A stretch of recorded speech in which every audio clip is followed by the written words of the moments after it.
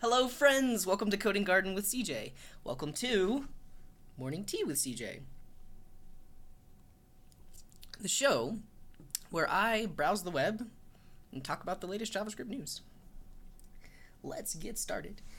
So if this is your first time tuning in, if you check out github.com/codinggarden, I do have a morning tea repo, and every episode I will post links to all of the different articles and different things that I visit and mention. So actually, let me get that going.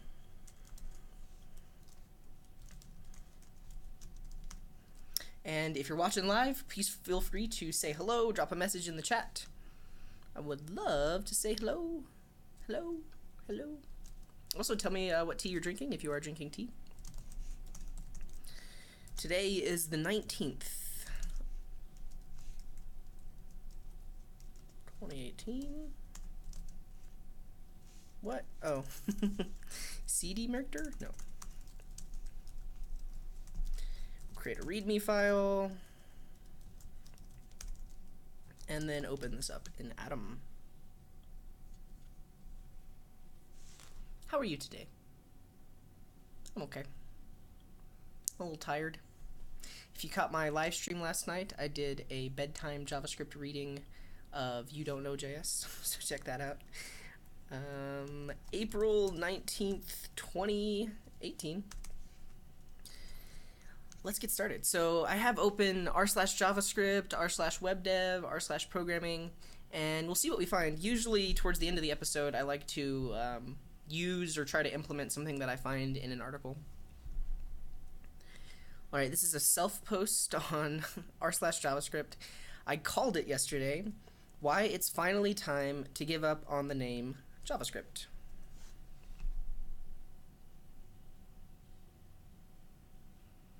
Looks like someone picked up the Reddit threads from last night about Oracle and JavaScript. Yeah, if you didn't see that, there was a person got a cease and desist because their iOS app had the word JavaScript in the title, and Oracle actually has a trademark on JavaScript, so they had to change the name of their app. Can we just call it JS? I think so. Let's look at this though. So this is on Tech Republic. Oracle's recent cease and desist order to an iOS developer for using JavaScript in their app highlights a host of problems with the language's nomenclature.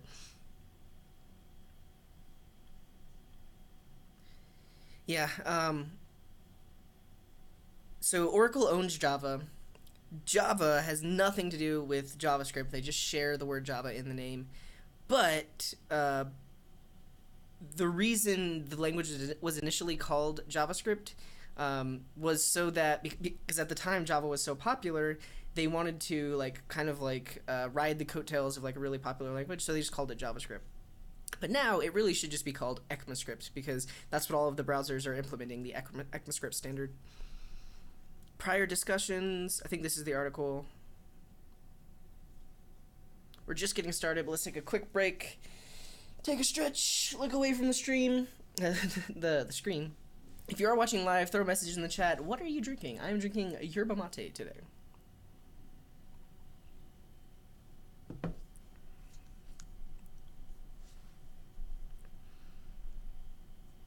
I don't know. I think we should call it something else.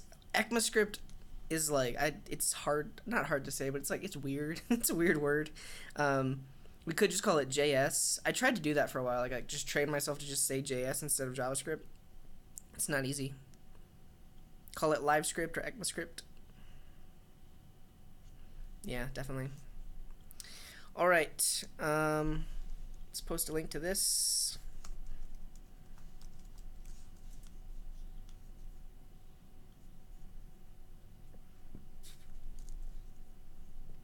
If you have any opinions, throw them in the chat. What should we call JavaScript if we can't call it JavaScript?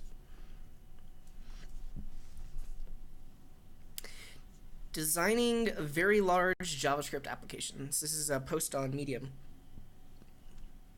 This is a mildly edited transcript from my JSConf Australia talk. Watch the whole talk on YouTube. That's cool. I used to build very large JavaScript applications. I don't really do that anymore, so I thought it was a good time to give a bit of a retrospective and share what I learned. thought React was good. And then their reasoning, this JavaScript framework is not open source. The reason it's not open source is that it kind of came out at the same time as React. And I was like, does the world really need another JS framework to choose from? Cassandra is in the chat. Hello, friend. She's drinking coffee, and she thinks we should call JavaScript Steve. I think there are too many people named Steve, but good suggestion. Google already has a few of those, Angular and Polymer, blah, blah, blah. Picture of lots of people. That's funny. So let's talk about very large applications and the things that they have in common. A team of senior engineers without junior engineers is a team of engineers. Huh. Interesting thought.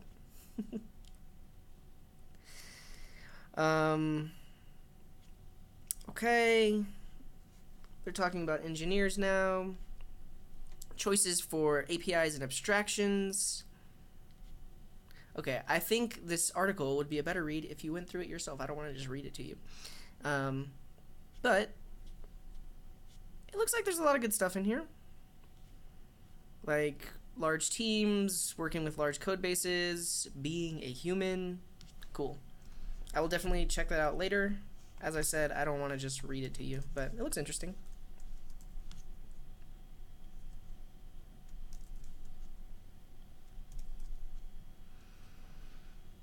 typeorm 0.2.0. I have not heard of this. Let's see what it is. Today, we proudly announce a new typeorm version 0.2.0. For those who don't know, typeorm is the most powerful ORM for TypeScript and JavaScript that can run in node.js, the browser, Cordova, PhoneGap, Ionic, React Native, and Electron. It scales perfectly for an app of any size. Let's look at the website. So an ORM is an object relational mapper.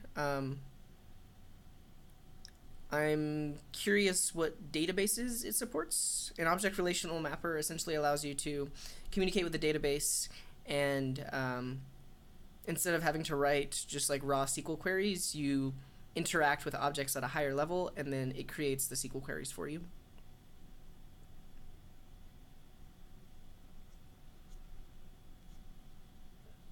Okay, so like you would create an entity which describes your table, and then you would use that. So create a new user, set its properties. When you call save, this would actually execute like a SQL statement under the hood. But when you're writing JavaScript, all you do is just like interact with this object. So that's the main idea of an ORM. Cool. How do you connect? Okay, here we go. Database drivers. So MySQL or MariaDB, PostgreSQL, SQLite, Microsoft SQL Server, SQL.js, or Oracle. That's pretty cool. So I use Connects.js.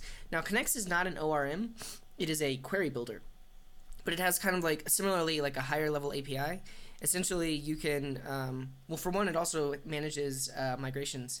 Hey, Joe, welcome to the chat. Welcome. I don't know what I'm going to try this morning yet. Kind of just getting started. I think maybe I might try to use typeorm. It would involve like setting up a database and stuff like that, but it might be interesting. It looks pretty cool. But like in all of the projects, most of the projects I've used, I use Connects, which is just a query builder. And then I have used Objection.js, which is an ORM. And I really like this ORM. It uses Connects under the hood, and it just has like a really clean way of interacting with your database. Yeah, so quick start, we install it globally, we add it to the project. I'm curious if, yeah, so it does have migrations. And so migrations are essentially a way to create the schema for your database and keep track of the different changes to the schema. Creating a new migration, typeorm migration create, and inside of that it has an up and a down function. Cool. It looks very similar to like how you'd create migrations with Connects, but then on top of that it has like the ORM of something like Objection or SQLize or Bookshelf. Those are some of the other ones that I didn't mention. They've added Oracle support. Ooh, GraphQL integration. Writing less code for your entity relation resolvers, check out Vesper framework. Cool. I'm going to put this on the maybe I will try this out at the end of the episode list. It's there.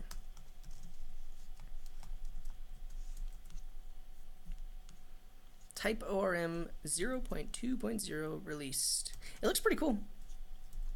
I don't see anything wrong with it. And I'll throw this under the extra column. This is Objection.js. And I'll also throw a link to Connects.js. Most of the full stack videos that I've done, I've actually used Connects.js under the hood.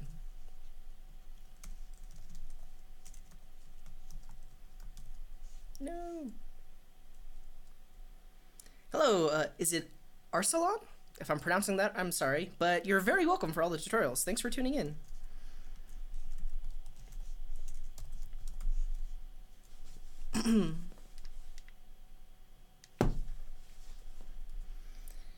Cool. Let's keep moving. There's a blog post, Web Security for Single-Page Applications, Great Impact with Little Effort. Let's see what we got. Ooh, stormtroopers.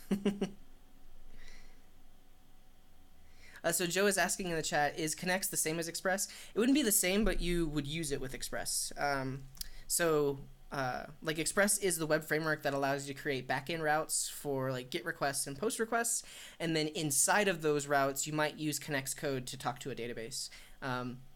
Similarly, you could probably, well, not probably, like you definitely could use typeorm inside of an Express app. So essentially, instead of communicating with your database using Connects, you would use typeorm.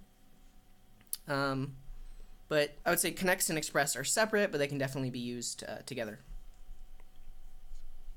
So let's see what this is about. Web security for single-page applications, great impact with little effort. As the web keeps growing, so do the challenges that we need to undertake in order to maintain a high level of trust and security for our web applications. That's a great statement. I'm gonna take a sip of tea. In this article, we're gonna look at some tools to show you how much you can achieve with minimal effort. Common vulnerabilities. You're welcome, Joe. Protecting against cross-site scripting. Security headers. Very cool. Yeah, two of the most common vulnerabilities are cross-site scripting and cross-site request forgery.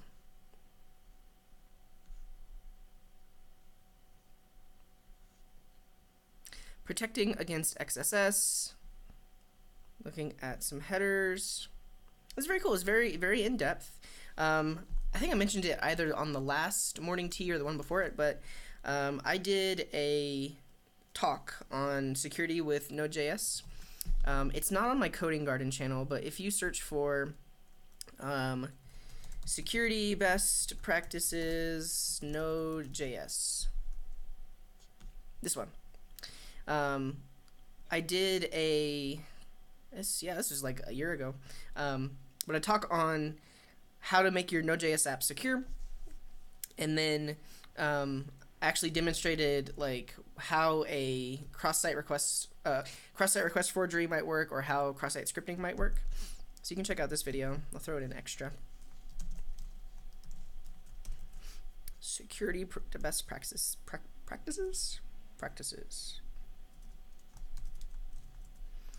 And then there's a GitHub repo on my GitHub account that has all of the code I used, and whoa, that's not good. Just want to copy that. There we go. Yeah, all the links to the code and the slides and everything like that. But this article also seems very in-depth, which I like. That's hilarious. Okay. Safe inline scripts. I think one of the main differences, like my talk is all about the backend and like things you can do in your Express app to make sure that it's secure. And then this is saying for single page applications. So it's more than likely things you can do on the front end to make sure that your apps are secure.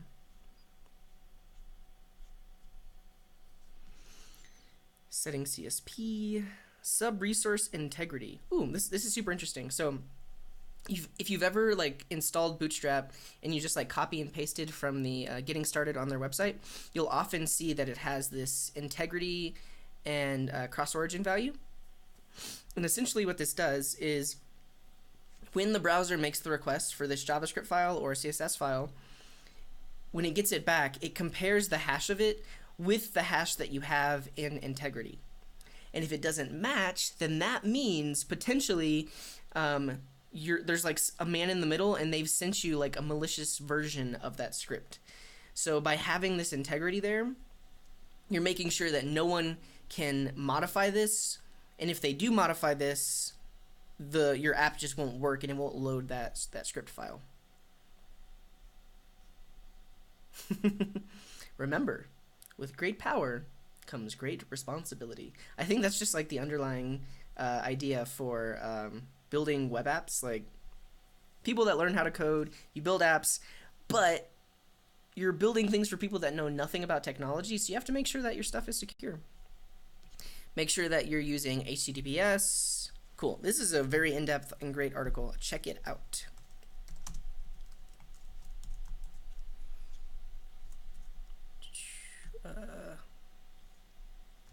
Great impact with little effort. I think one of the main things about that is though, like a lot of people don't think about security a lot, and then you end up with your web app getting hacked and your data getting stolen, and it's never good. All right, let's click one or two more here on r/JavaScript, and then we'll go over to r/WebDev. CSS Grid tutorial, filling in the gaps. And the title there was, I spent the last 3 weeks creating 44 diagrams describing CSS Grid. That's pretty awesome. During my job interview at a Texas software company back in 2017, the team lead has introduced me to the idea that computer scientists, and probably scientists in general, make progress by filling in the gaps. Absolutely. And I personally need to work on CSS. I have an idea for maybe like a weekly or a bi-weekly thing where I re-implement the layout of like a popular website using pure CSS. So it'd be pretty good to get my practice in, like working with CSS Grid or working with Flexbox and just trying to recreate something just from scratch. I think that'd be a fun time. Okay, the gaps, creating your first CSS Grid. Ooh, very nice diagram. Yeah, I've only worked with CSS Grid just a little bit, but it seems really easy, and essentially like it's built into the browser, so you don't have to bring in a separate grid library. So you can do rows, columns. They have the grid template. A minimalist 2-column design. So if we say grid template columns 100 pixels, 160 pixels, and grid template rows 25 pixels, that's pretty sweet. So the left column is 100 pixels wide, the right column is 160 pixels wide, and the row is 25 pixels high. Just as simple as that. I think like if you're creating like responsive design, you would never want to like hard code these pixels. You could use like percentages or something like that, but I think the concept still applies.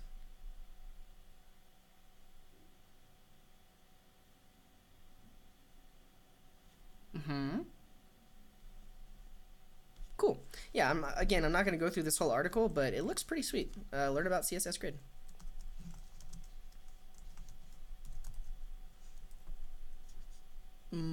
What's the title? Just CSS Grid tutorial, filling in the gaps.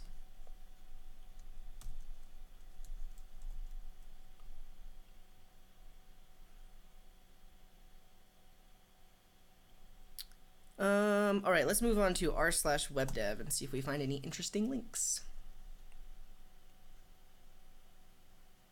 Yeah, so this is the one we were talking about. Oracle sent a cease and desist letter to a person that published an iOS app that had the word JavaScript in the name, because Oracle actually owns the trademark on the word JavaScript.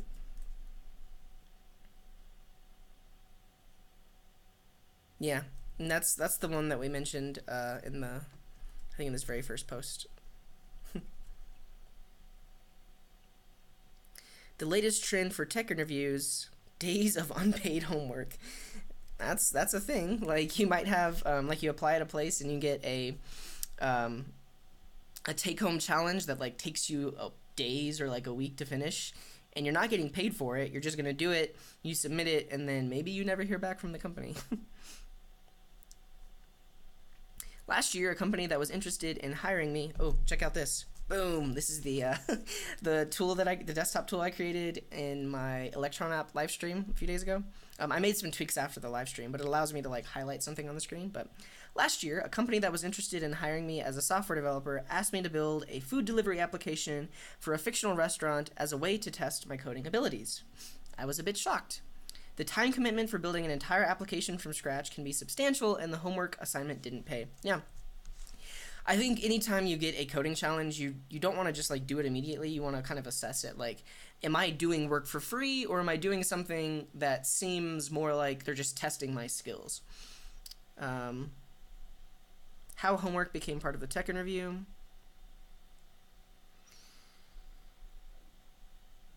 Completing days of free work as a requirement for applying to a job is a burden for anyone. Question in the chat: what actually is Feathers.js? I don't get it. I mean, what is it, and where should one use it? Yeah, definitely. So, and I plan to do another live stream on Feathers.js pretty soon, and Chad will be back soon to help finish out that previous episode. But essentially, Feathers.js is like a library that's on top of Express. So, if you've ever built a backend app with Express, you can just use Express by itself. You create all of your routes, you're good to go.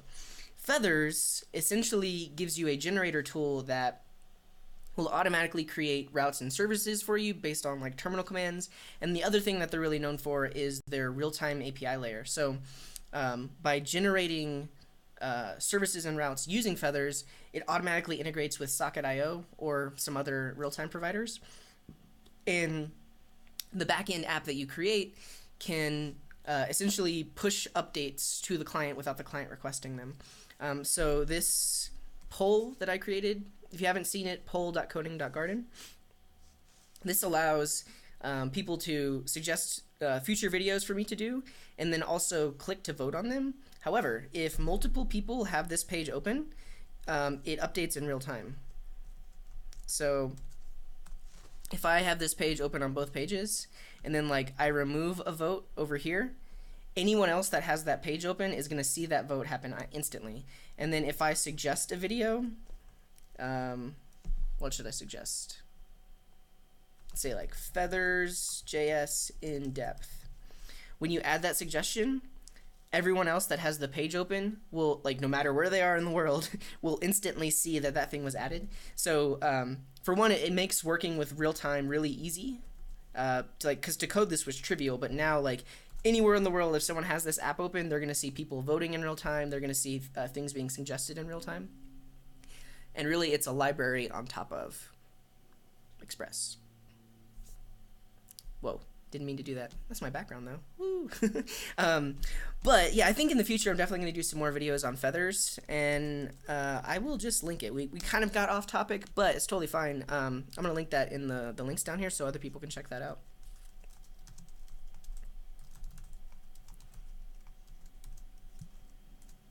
Cool.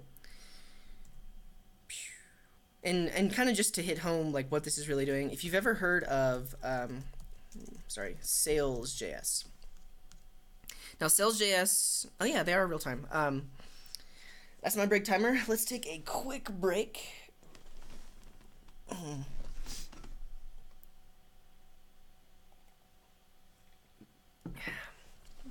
So Sales is almost exactly like what Feathers is. It just has a different way of doing it, and it's using Express under the hood. So another comment in the chat: Express can do it in real time. So the thing of yes, like if you're working in Express and like you have multiple pages open that are all using the same Express app, if you refresh the page, you're gonna see the latest version of that data. But one thing that I just showed is I am not refreshing the page. Like I Jesus, just a second.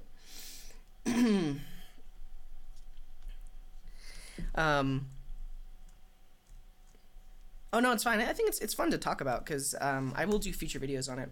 But I am not hitting, like, whenever I suggest a new video or whenever I vote on something, I am not clicking refresh. Like, the browser is automatically just listening for changes from the server, and when I click a vote over here, this actually receives a message from the server that says, hey, the votes have been updated, update your page. So that's what it means by real time. I mean, you could think of, like, actually this chat that we're using right now, that's real time, because you can send a message and then I will instantly see it and I can respond to it, and I don't have to refresh the page to see the latest messages or anything like that. So technically you can do that in Express using like the socket IO package, but you would have to kind of implement everything from scratch. You would have to install it and configure it. Feathers.js essentially integrates everything together for you, so you have to do less configuration and kind of can just get started coding. Here, I'll link socket.io in the description too.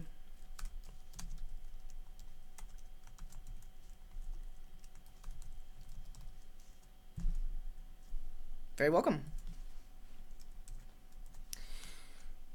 Yeah, I'll link sales too, because it's interesting to check out all of these different frameworks. I think there might be a couple others out there, but essentially, like, Sales.js is also just a wrapper on top of Express, and I think it has socket.io under the hood. But essentially, it prevents you from having to do all of the configuration yourself. You can just like type one command in the terminal, and it will automatically like add a real-time endpoint or something like that, versus having to add all the libraries yourself and integrate them yourself and configure them yourself.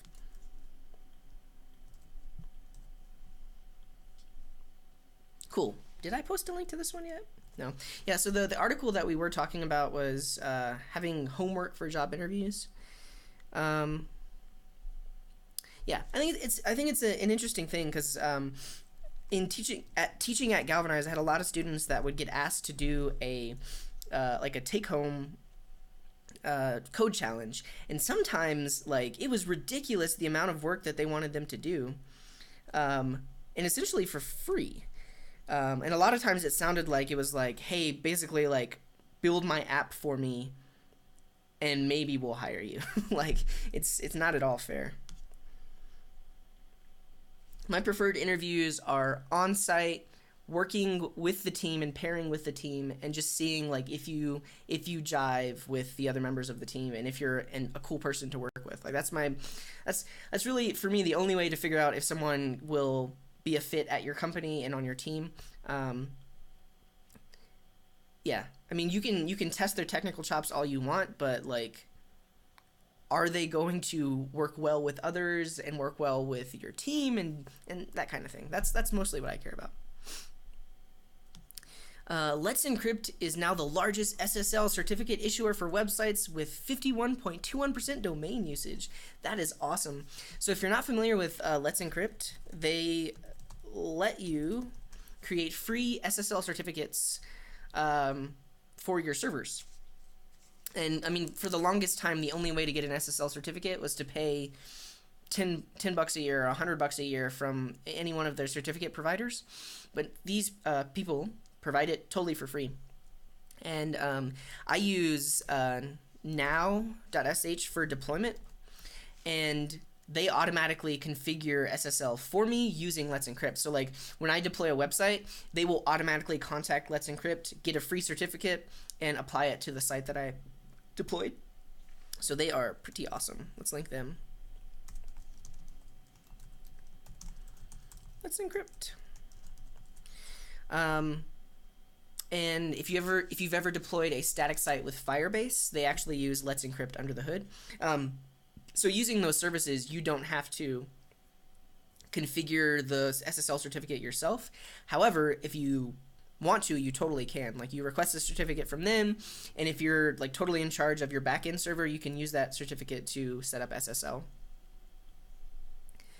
But they only came out, they came out in May of 2016, and since then, more and more people are using them. I think it's great because like all these other companies that were charging so much money, now people are just using Let's Encrypt instead.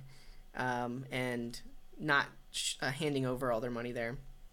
I mean, however, like, yeah, if you are using a large service like GoDaddy.com and you know nothing about web development or deploying, it's really easy to just add to cart like $100 a year certificate.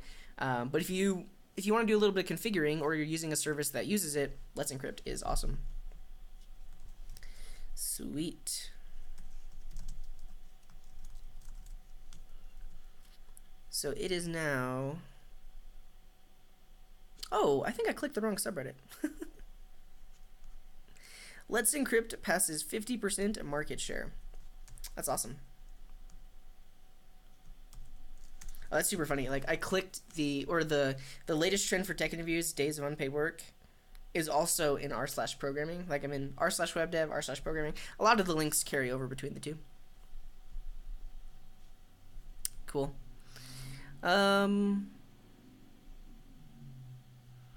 Yeah, I've been streaming for about 30 minutes. I do want to try to write a little bit of code. Let's look at this comic first. HTTP codes as Valentine's Day comics. Wait, how old is this? Valentine's Day isn't coming up, is it? It already happened? Let's see. 200s, the happy ending. Codes in the 200s generally mean that everything is okay. Will you be my Valentine? Yes. So that's a 200 status code. 300s redirect. 301 moved permanently. I live in the park now. Will you be my Valentine? Yes. Also update your address book. Okay. Moved temporarily. Went to the park for a bit. Super interesting. Yeah, so 301 is like the URL has totally changed permanently. 302, 303, 307 is it is only redirecting for a temporary time. 304 not changed. Will you be my Valentine? Yes.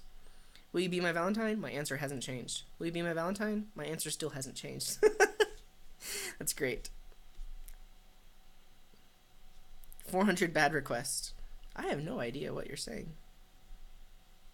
401 unauthorized. Will you be my Valentine? I don't even know who you are. 403 forbidden. Will you be my Valentine? I know you. You're not allowed to talk to me. 404 not found. Where is I guess it's like a clover. Who's that? Did the clover ever exist? I don't know. This is cute. I'll link to it. These are HTTP codes as Valentine's Day comics.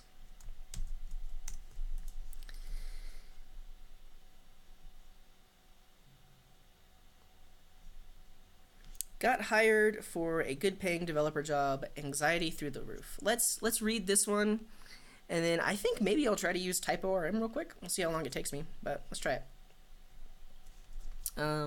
This is a self-post. So it happened. I applied and landed a good developer job, primarily back-end JavaScript. My anxiety has been through the roof. This is a lone dev position. I'm the only one in the company that knows programming. The pay is good. The hours are good. The boss is cool as hell. I don't even need to show up, and the boss allows me to work from home when I want to. I'm terrified of messing this up. I've been scouring through the codebase and actually found the cause of the main issue we're having. I have some ideas for potential solutions, but these solutions are well beyond my experience level. Don't want to get into specifics. Yeah, so this person just feels out of their element. They got hired. Take my advice with a grain of salt, but learning on the job is no big deal.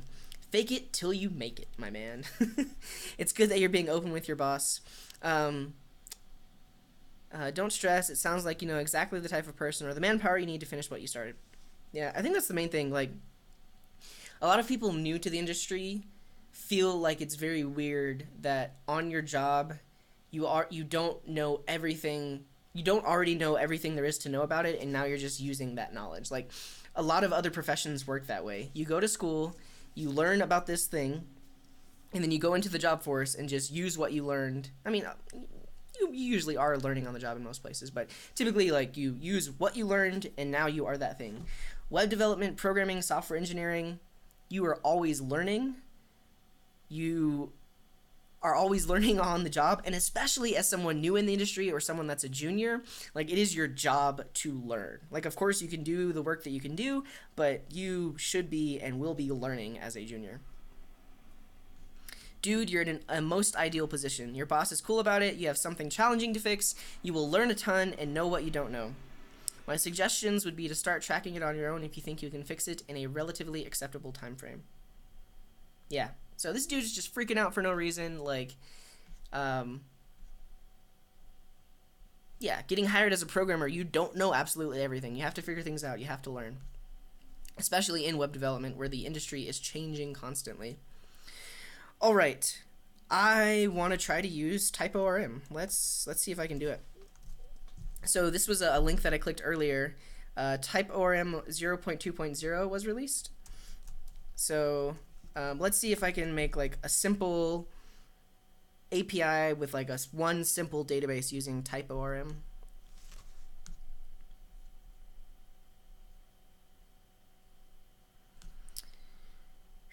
Getting started. Oh, I'm already here.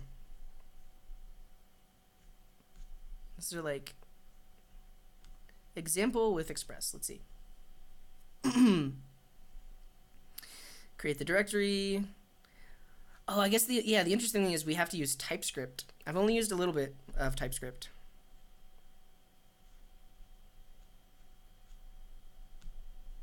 Wow. Okay, let's do it. I'm just gonna do like a bunch of copying and pasting, but it'll be fun.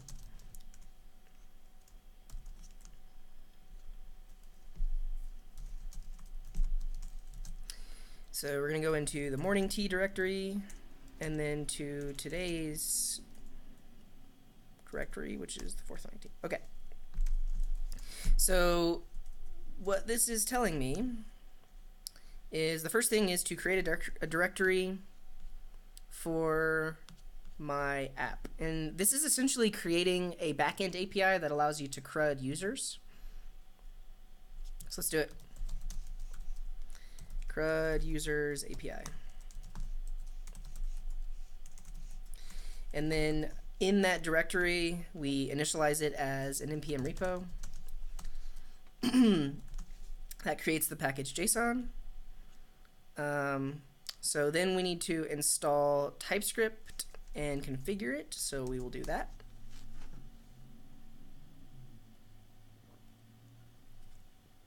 Okay. Then we need to create a tsconfig.json. So when you're working with TypeScript, this JSON file basically tells TypeScript what are your options and how should it transpile things. So let's do a tsconfig.json. And so this is we're saying we're using ES5 and ES6 features. We want to transpile down to ES5. CommonJS module format, which is like imports and exports, and some other things. So that's configured. So now it is saying in this directory we want to create a source directory. Go into the source directory and create an app.ts file. And then we'll say application is up and running inside of this. George, welcome to the stream. Awesome. I'm glad you could make it to the live stream. Yeah, so I'm kind of just at the tail end of morning tea and decided to try and implement something real quick with typeorm, which I found linked on r/JavaScript. Okay. Let's add a console log, and then we'll try to run it. So if we type tsc, let's take a quick break, quick stretch, look away from the screen.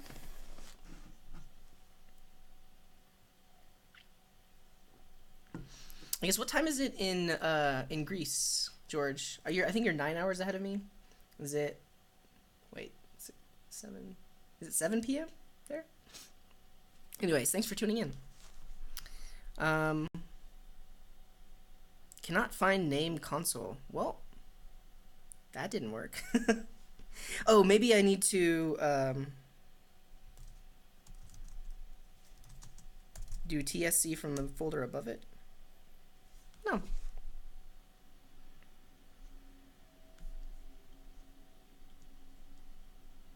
So I'm getting a warning, but it's the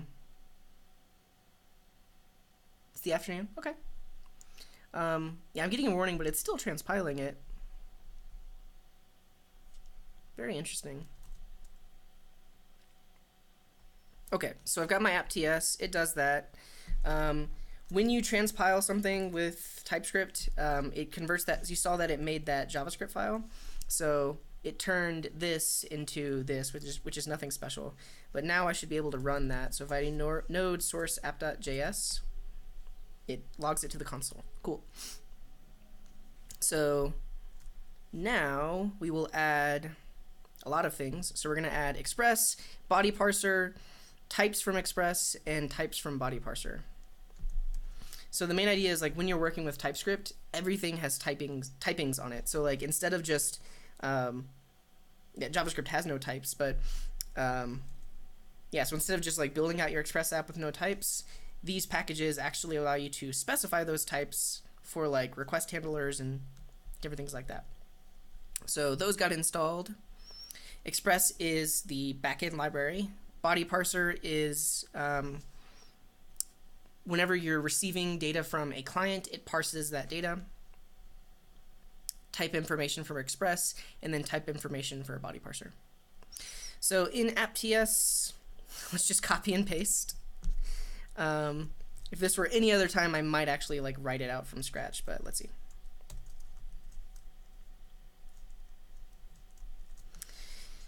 What is this saying?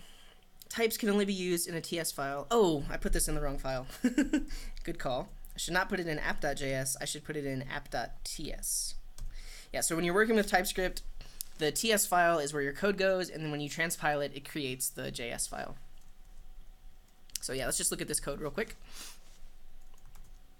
Cannot find module express. Why not? I installed it. So import express, import request and response from express, and import body parser. You do like your basic setup like you would any other express app. We're creating all of our endpoints. Essentially, this is going to allow us to CRUD users, create, read, update, and delete. Okay. Now compile and run the project. So I should be able to do tsc. Okay. And then I should be able to do node source/app.js. All right. I think that means we have a server listening on 3000. There is no route at slash, but if I do, I think slash users, it should just spin forever because I'm not sending anything back. Yeah, but it's working. Add typeorm to the application. So we're going to install, actually this is using MySQL. I wonder if I can use, because I don't have MySQL installed on my machine, so I want to use Postgres. Off-topic question from George. Why is Atom not running smoothly at work? Is there a configuration I'm missing? A lot of times it has to do with some of the plugins that you have installed. So some of them will, like slow Atom down. If you, let me show you. I believe if you look in your packages, you can see it'll tell you, I believe on any given package, it'll tell you the amount of time it added to startup time. Yeah, so this package added 0 milliseconds to startup time. I don't know exactly how to do it. One thing you can do is start Atom in safe mode, which means like disable all packages, and then you could like enable one package at a time to figure out which one is actually like slowing it down. That's most likely the reason. It can be a pain to like figure it out, especially if you do have a lot of plugins. But maybe disable the plugins that you installed most recently. That could be the ones causing it. Okay. Before I run this command, I want to see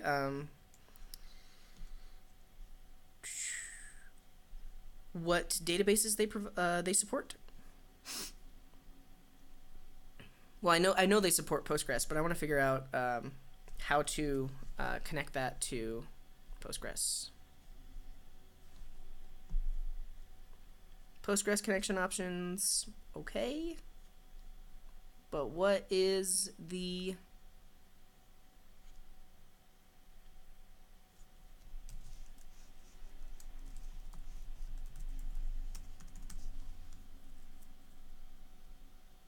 connection options?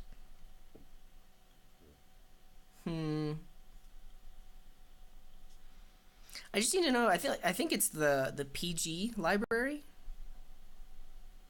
All right, I'm just gonna try it with the PG library, and if it breaks, I'll try to debug it. So now instead of installing all of this, so kill that. Oh no, stop. So I want to do this, but instead of MySQL, I want to install PG because I have Postgres locally.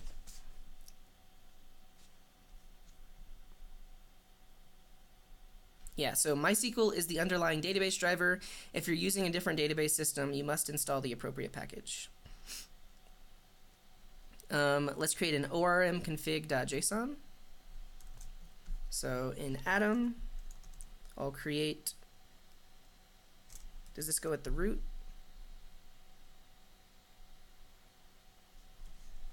I guess so. Do orm config json. Throw that in, not that. Throw this in there. And the type is actually going to be PG. Yeah, so question in the chat. Basically, typeorm is a better way of creating APIs and interfacing with our databases. Yeah, so it's you would still use Express to create your routes, but typeorm is essentially how we're going to be interacting with the database. So instead of using connects or SQLize or bookshelf, you would use typeorm to interact with the database instead. Let's look at the connection options for, well, no, I did that wrong. PG is going to be our type. I'm curious if I just leave everything else as the default and then create a database called, let's say, typeorm user test. And then if I create a database called, I think it's makedb. No, createdb. This is a Postgres command. Typeorm user test. Okay, so that created that database, and what I'm hoping is when it connects to this, it just uses the default information so that I don't have to specify like username and password, because I have Postgres running locally on my machine. Okay, create a user entity inside of source/entity. So inside of source, I need a directory called entity. And then we're going to create that entity. So inside of there, I need a user.ts. And this basically is describing the database table. So this says a user will have an ID, which is a primary generated column. They'll have a first name, which is a string, and then a last name, which is a string. So that's just like creating a database table with 3 columns, ID, first name, and last name.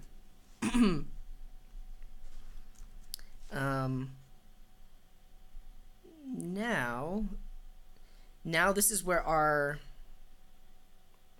this is it. This is where the app actually talks to the database. So now, before, our app.ts just had like blank routes, but now that we do this, we're actually bringing in, well,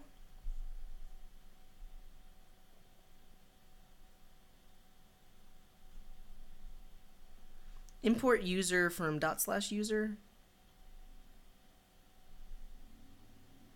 I think this is the wrong import. We'll see when we try to run it, but essentially we bring in this entity that we created, and then now inside of the routes we just use the ORM. So we say find all users in the database, find one user with that ID.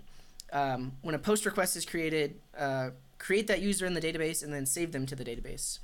When a delete request is made, remove them from the database. And this is all we have to do. Like, all of these methods are defined inside of typeorm, so we don't have to write the raw SQL to actually make that happen.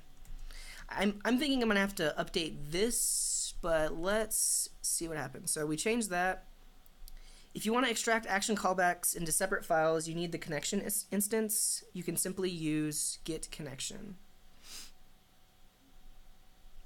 You don't even need get connection in this example. You can directly use the get repository function. Okay. Yeah, let's see if this will compile. So TypeScript. Cannot find module user. Yeah, so I think this should actually be entity/user. Let's try again. There we go. And now we should be able to do source/app.js. Let's see. So I think this is the issue. Oh yeah. So wrong driver given. Supported drivers are Postgres. So I got to change that in my database configuration.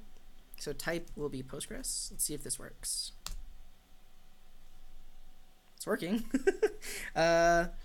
Let's see if I can do localhost 3000/users.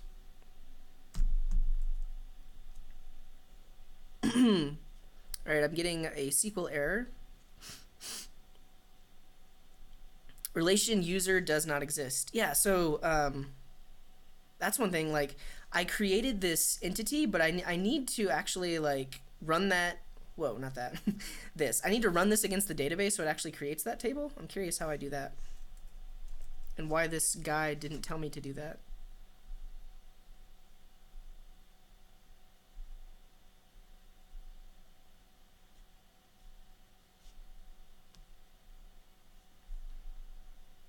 Let's see. So I am following the example with Express. I need a migration.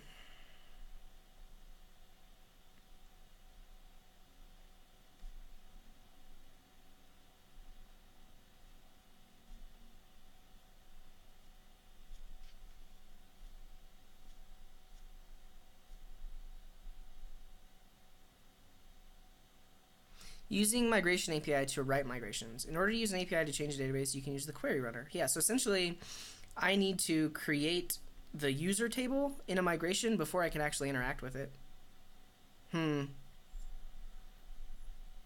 curious why they didn't tell me to do that in their guide. So their guide needs a little bit of updating because, for one, it told me to create the user in the entity folder, but then in their code, they are requiring in the wrong file. So that needs to be updated. And then they don't ever talk about how to actually like create this table on the database. Let's see. Type ORM create table with entity.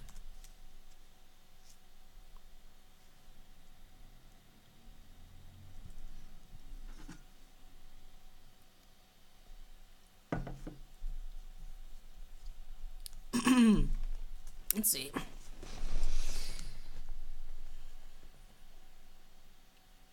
I have a excuse me. I have set up a system with typeform, but typeorm isn't creating the tables or columns.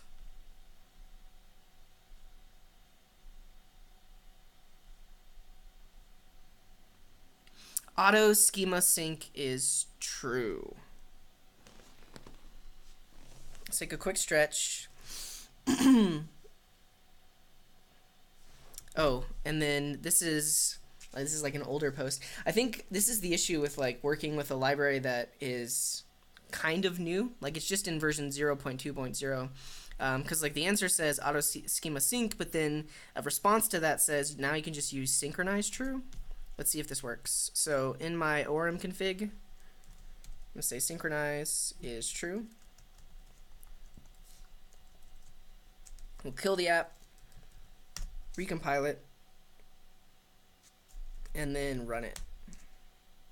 Hey, so I think setting synchronize actually created the database, or created the table. So now, let's do this. Not using Google. Yeah, I use DuckDuckGo. Every now and then, like actually a lot of the times I switch out to Google. But main thing with DuckDuckGo is they're privacy focused, so they don't track you, and you can actually just disable ads in their settings. I think under privacy.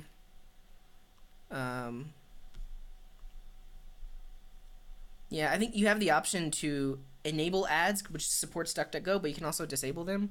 And then the other thing is you can turn on post requests. So like if I search for typeorm, notice how the URL has the word typeorm in there. So when you're requesting things on the web, the URL is in the clear, so anybody can see the URL that you're requesting. However, if you turn on post requests, then the search term doesn't get put in the URL, it's in the body of the request. So now if I search for typeorm,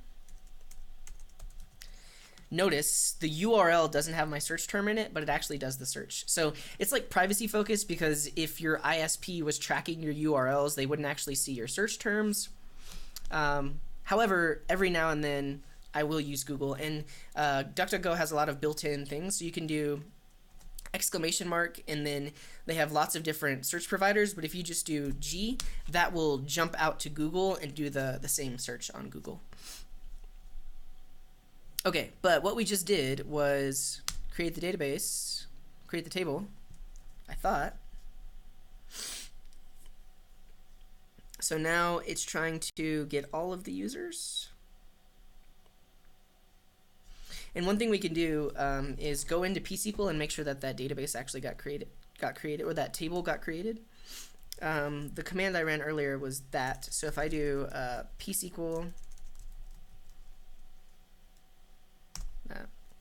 and list all the tables, yep, there's a user table. And if I describe the user table, yeah, so it created the table for me when I set synchronize to true. If we select star from user, no rows.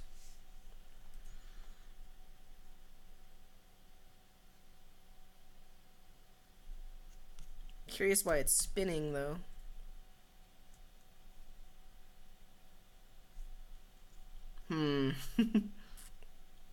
If we look at our app.ts, so this is user repository.find. I'm curious if user repository will return a promise.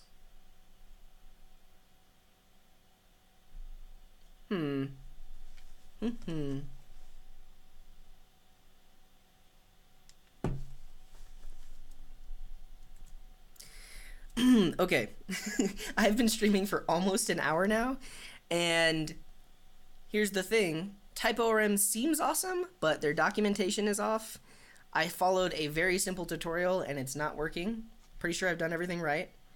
I had to fix a few things that weren't in the tutorial. It needs some work, is what I'm going to say.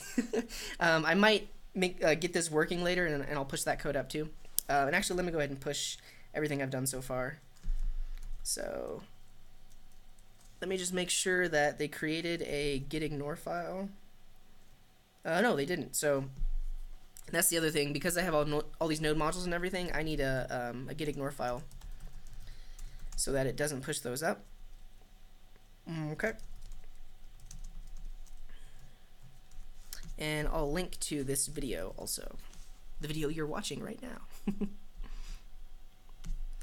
So if you are not familiar, on my Morning Tea repository, all of the links and everything from that I covered and talked about are in here, so you can click them too. Video is here. Cool. Save that. Add everything. Commit everything. add April 19th, 2018, and then push it up to GitHub. So if you visit github.com/coding.garden/morning-t, you can see all of the links from previous episodes and this episode, so you can check out those articles yourself. All right, I am finished. I've streamed a lot longer on this morning tea, but I really wanted to figure out that typeorm thing. I'm curious. Yeah, they are open source, so I'm probably going to make a pull request on this these instructions so that they're a little more accurate, because a few things need to be changed, and then I need to figure out why it's not working at all. But yeah, thanks everyone for tuning in. Thanks George, thanks Arsalan, thanks Joe if you're still out there. Thanks Cass if you're still out there. Have a wonderful day, evening, morning, night, wherever you are in the world, and I'll see you next time. I am streaming tonight at 6:20 p.m. Mountain Time. Tonight I'm going to build a soundboard app. So essentially, I'll have like a sound bank, and I'll be able to play like a crowd cheering noise, or like a drum roll or a ta-da noise, that kind of thing. But yeah, I'm gonna do that tonight at 6:20 p.m. Mountain Time. See you then, or see you next time. Have a wonderful, I already said it, day, night, evening. Be well.